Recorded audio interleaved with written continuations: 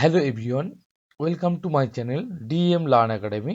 DM learn একাডেমির YouTube প্ল্যাটফর্মে সবাইকে স্বাগত জানাই। ওকে, তো বন্ধুরা চলে এসেছি আজকের নতুন একটি ভিডিও নিয়ে। দেখো বন্ধুরা, আজকের পরিবেশ থেকে গুরুত্বপূর্ণ প্রশ্ন রয়েছে। তো প্রত্যেককে বলছি তোমরা অবশ্যই করে ভিডিওটি স্কিপ না করে শেষ পর্যন্ত দেখতে থাকবে। ওকে, তো বন্ধুরা 2023 10ই ডিসেম্বর যে পরীক্ষা হতে চলেছে প্রাইমারি টেট, সেই প্রাইমারি টেটকে লক্ষ্য রেখে কিন্তু আমরা প্রতিনিয়ত প্র্যাকটিস সেট দিয়ে চলেছি। আমাদের কিন্তু এবারের লক্ষ্য রয়েছে 27+ পাওয়ার, আর এই 27+ পাওয়ার লক্ষ্যে আমরা এগিয়ে চলেছি। আর আজকের পরিবেশ থেকে গুরুত্বপূর্ণ 20টি প্রশ্ন রয়েছে তোমাদের জন্য। আর তোমরা যারা নতুন আমার এই চ্যানেলে ভিডিওগুলো দেখছো, অবশ্যই করে সাবস্ক্রাইবটা করে রাখো, না হলে তোমাদের কাছে কিন্তু আমার ভিডিওগুলো সহজে গিয়ে পৌঁছাবে না। ওকে, আর তোমরা যারা ভাবছো যে এই ভিডিওর সমস্ত পিডিএফগুলো পাওয়ার জন্য, পিডিএফ অবশ্যই তোমরা পেতে পারো। টেলিগ্রাম গ্রুপে যুক্ত হয়ে যাও, টেলিগ্রাম গ্রুপের লিঙ্ক কিন্তু দেওয়া রয়েছে ওকে ডিসক্রিপশানে। আর যদি ওখান থেকে যুক্ত নাও হতে পারো, তাহলে তোমরা টেলিগ্রামে গিয়ে ডিএম লার্ন একাডেমি বলে সার্চ করো। ওকে, সেখান থেকে কিন্তু তোমরা যুক্ত হয়ে যেতে পারো। ওকে, আর যদি ভিডিওগুলো ভালো লাগে অবশ্যই করে একটু লাইক করো, এবং কেমন লাগছে বা কোথাও কোনো সমস্যা হলে তোমরা অবশ্যই জানিও কমেন্টের মাধ্যমে। আর ভিডিওগুলো একটু শেয়ার করে দিও সবার মাঝে। ওকে, তো চলো বন্ধুরা, আজকের প্র্যাকটিস সেটটি খুবই গুরুত্বপূর্ণ হতে চলেছে, তো প্রত্যেক স্কিপ না করে শেষ পর্যন্ত দেখতে থাকো। দেখো প্রথম প্রশ্ন কি বলেছে। প্রথম প্রশ্ন বলেছে, নিম্নের কোন উদ্ভিদের নাম রেড ডেটা বুক বইয়ে লিপিবদ্ধ করা হয়েছে। দেখো রেড ডেটা বুক বলতে কি না, যে সকল লুপ্তপ্রায় উদ্ভিদ যে সকল উদ্ভিদগুলো আমাদের পৃথিবী থেকে নিশ্চিহ্ন হতে চলেছে, সেই সকল উদ্ভিদের নাম যে বইয়ের মধ্যে লিপিবদ্ধ করা হয় তাকে বলা হচ্ছে কি রেড ডেটা বুক। তাহলে এখানে দেখো অপশানগুলি কি দিয়েছে। অর্কিড জাতীয় উদ্ভিদ, অবলুপ্তপ্রায় উদ্ভিদ, আর লুপ্তপ্রায় উদ্ভিদ সবকটি। তাহলে কি বললাম, যে লুপ্তপ্রায় যে সকল উদ্ভিদগুলো, সেগুলো কিন্তু রেড ডেটা বুকের মধ্যে লিপিবদ্ধ করা হয়েছে। তাহলে আমাদের এখানে সঠিক উত্তরটি হয়ে গেল কি লুপ্তপ্রায় উদ্ভিদ। ওকে, আর বন্ধুরা তোমরা ভিডিওটি দেখো এবং তোমাদের কতগুলো প্রশ্ন সঠিক হচ্ছে এবং তোমরা এই 20 নম্বরের মধ্যে কত নম্বর ক্যারি করতে পারছো তোমরা সেটা দেখো এবং তোমরা নোট করো। ওকে, তো চলো দ্বিতীয় প্রশ্ন দেখো। বলেছে কি ওয়ার্ল্ড হেরিটেজ সাইটে ভারতের কতগুলি ন্যাশনাল পার্ক স্থান পেয়েছে। তাহলে ওয়ার্ল্ড হেরিটেজ সাইটে ভারতের কতগুলি ন্যাশনাল পার্ক স্থান পেয়েছে। দেখো 6টি, 5টি, 7টি না 8টি। দেখো ওয়ার্ল্ড হেরিটেজ সাইটে ভারতের কিন্তু আমরা জানি পাঁচটি পার্ক স্থান পেয়েছে। ওকে, তাহলে 5টি পার্ক কিন্তু স্থান পেয়েছে। চলো পরবর্তী প্রশ্ন দেখো। বলেছে মানব উন্নয়ন সূচক HDI পৃথিবীতে ভারতের স্থান কত। তাহলে মানব উন্নয়ন সূচকে পৃথিবীতে ভারতের স্থান কত। এ বলেছে 124, বি 144, সি 134, ডি বলেছে 138। এখানে কিন্তু মানব উন্নয়ন সূচকে ভারতের স্থান কিন্তু 134 নম্বরে। ওকে, পরের প্রশ্ন দেখো কি বলেছে, নিচের কোন জোড়াটি সঠিক। এ অসমে বিহু, বি বলেছে ওড়িশা, এটা ওড়িশা হবে, ওড়িশা, ভারতনাট্যম, তামিলনাড়ু লাভানি, কর্ণাটকে কথক। কোন জোড়াটি সঠিক। দেখো এখানে কিন্তু সঠিকটা কোনটা হবে। দেখো দেখো ওড়িশা ভারতনাট্যম এটা কিন্তু ভুল রয়েছে, তামিলনাড়ু লাভানি এটাও ভুল, কর্ণাটকে কথক এটাও ভুল। একমাত্র সঠিক কোনটা রয়েছে এখানে দেখো, অসমের কিন্তু অসমের বিহু নৃত্য আমরা জানি। ওকে, তাহলে সঠিক উত্তরটি হয়ে গেল ইয়েরটা। দেখো পরেরটা বলছে ভালভাডোর জাতীয় উদ্যান কোথায় অবস্থিত। ভালভাডোর জাতীয় উদ্যান কোথায় অবস্থিত। দেখো এ বলেছে Gujarat, B Kerala, C Madhya Pradesh, D Karnataka. দেখো বন্ধুরা তোমরা চেষ্টা করো উত্তরটি করার। ভালভাডোর জাতীয় উদ্যান কোথায় অবস্থিত। দেখো ভালভাডোর জাতীয় উদ্যান কিন্তু অবস্থিত কোথায় বলো তো, গুজরাটে। ওকে, গুজরাটে কিন্তু ভালভাডোর জাতীয় উদ্যান অবস্থিত। দেখো পরের প্রশ্ন কি বলেছে, দেখো 6 নম্বর প্রশ্ন, আবর্জনা থেকে বিদ্যুৎ তৈরির উদ্যোগ নেয় কোন শহর? দেখো এ বলেছে জামশেদপুর, বি বলেছে কলকাতা, সি চেন্নাই, ডি বলেছে মণিপুর। দেখো আবর্জনা থেকে বিদ্যুৎ তৈরির উদ্যোগ নিয়েছিল কিন্তু প্রথমে কলকাতা। ওকে, তাহলে সঠিক উত্তর কি হয়ে গেল? কলকাতা। আবর্জনা থেকে বিদ্যুৎ তৈরির উদ্যোগ নেয় কলকাতা। পরেরটা দেখো, বলছে কোন স্তরকে প্রাকৃতিক সৌরপর্দা বা ন্যাচারাল সানস্ক্রিন বলা হয়? তাহলে ন্যাচারাল সানস্ক্রিন কাকে বলবো আমরা? দেখো হিলিয়াম স্তর, হাইড্রোজেন স্তর, অক্সিজেন স্তর, না ওজোন স্তর। বন্ধুরা এখানে সঠিক উত্তর কী হবে বলো তো? এখানে কিন্তু সৌর পর্দা বা ন্যাচারাল সানস্ক্রিন বলা হয় ওজোন স্তরকে। ওকে, ওজোন স্তরকে কিন্তু ন্যাচারাল সানস্ক্রিন বলা হয়। দেখো 8 নম্বর প্রশ্ন কি বলেছে, পরিবেশ বিষয়ক একটি আন্তর্জাতিক পত্রিকা হলো। দেখো পরিবেশ বিষয়ক একটি আন্তর্জাতিক পত্রিকা কি? দেখো বলছি environmental economics, environmental appraisal committee, C বলেছে এনভায়রনমেন্টাল এথিক্স, ডি বলেছে এনভায়রনমেন্টাল ইম্প্যাক্ট অ্যাসেসমেন্ট। তাহলে এখানে আন্তর্জাতিক পত্রিকা বন্ধুরা কোনটি?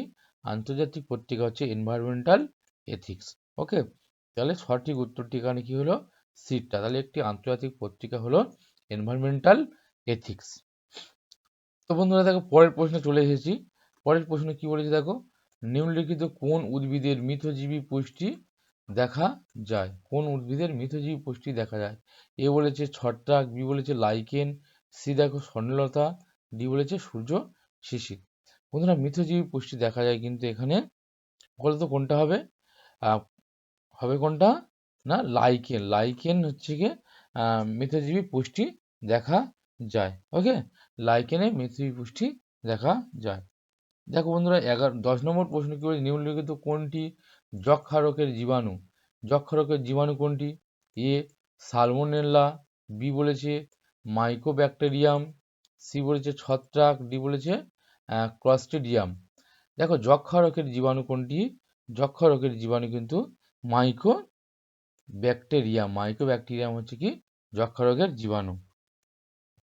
পরেরটা দেখো কি বলেছে, পরিবেশবিদ্যার শিক্ষক বা শিক্ষিকা হিসাবে আপনি নিম্নলিখিত কোনটি এক্স-সিটু সংরক্ষণের উদাহরণ হিসেবে দেখবেন?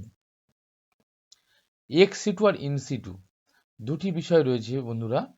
এক্স-সিটু অর্থাৎ তাদের প্রাকৃতিক পরিবেশ থেকে তুলে এনে কোনো একটা জায়গায় এক্সটার্নালভাবে অর্থাৎ কোনো একটি জায়গায় সংরক্ষণ করাকে বলা হচ্ছে কি এক্স-সিটু। আর ইন-সিটু কি?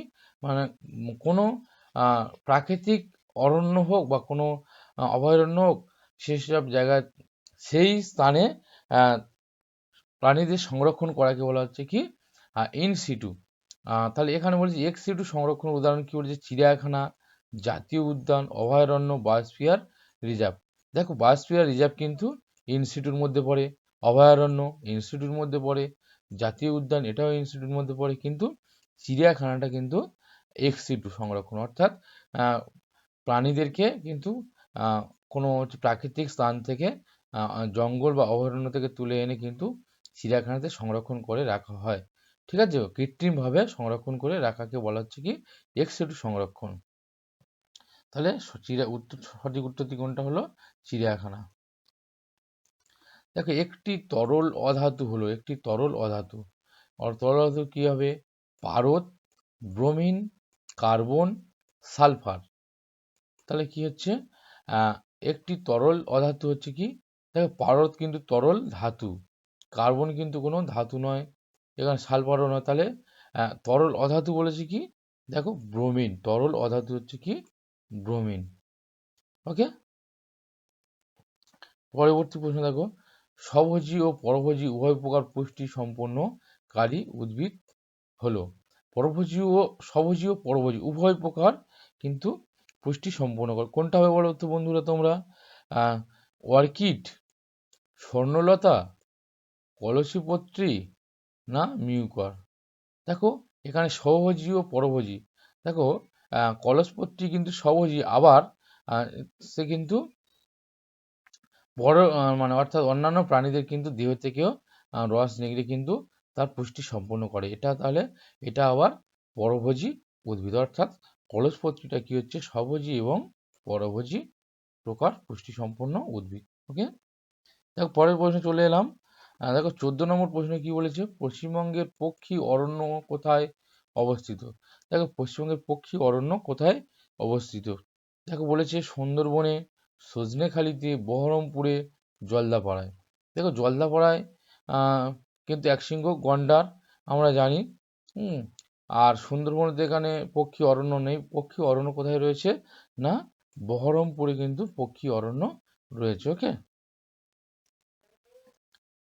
দেখো 15 নম্বর প্রশ্নে কি বলেছে, ওয়ার্ল্ড লাইফ সপ্তাহ পালন করা হয়। ওয়ার্ল্ড লাইফ সপ্তাহ পালন করা হয় কবে পালন করা হয়? দেখো 2 থেকে 9 ফেব্রুয়ারি, বি বলেছে 1 থেকে 7 অক্টোবর, সি বলেছে 8 থেকে 15 আগস্ট, ডি বলেছে 2 থেকে 8 নভেম্বর। তাহলে ওয়ার্ল্ড লাইফ সপ্তাহ কিন্তু পালন করা হয় কবে? 1 থেকে 7 অক্টোবর, অর্থাৎ অক্টোবরের প্রথম সপ্তাহে কিন্তু ওয়ার্ল্ড লাইফ সপ্তাহ পালন করা হয়। ওকে, পরেরটা দেখো বলেছে নিম্নলিখিত কোন রোগটি ভাইরাস ঘটিত রোগ? বলছে এনকেফালাইটিস, পিতজ্বর, চিকেনগুনিয়া, ডি বলেছে নিউমোনিয়া। দেখো এখানে ভাইরাস ঘটিত রোগ বলেছে। ভাইরাস ঘটিত রোগ কোনটি? এনকেফালাইটিস, পিতজ্বর, চিকুনগুনিয়া, নিউমোনিয়া। ভাইরাস ঘটিত রোগ কিন্তু বন্ধুরা এখানে আমাদের নিউমোনিয়া। ওকে, দেখো 17 নম্বর প্রশ্ন বলেছে যৌথ বন পরিকল্পনা কর্মসূচি পশ্চিমবঙ্গের কোথায় প্রথম শুরু হয়? যৌথ বন পরিকল্পনা কর্মসূচি পশ্চিমবঙ্গের কোথায় প্রথম শুরু হয়? যৌথ বন পরিকল্পনা বলেছে জঙ্গলমহল, কলাইকুণ্ডা, আড়াবাড়ি না সবং।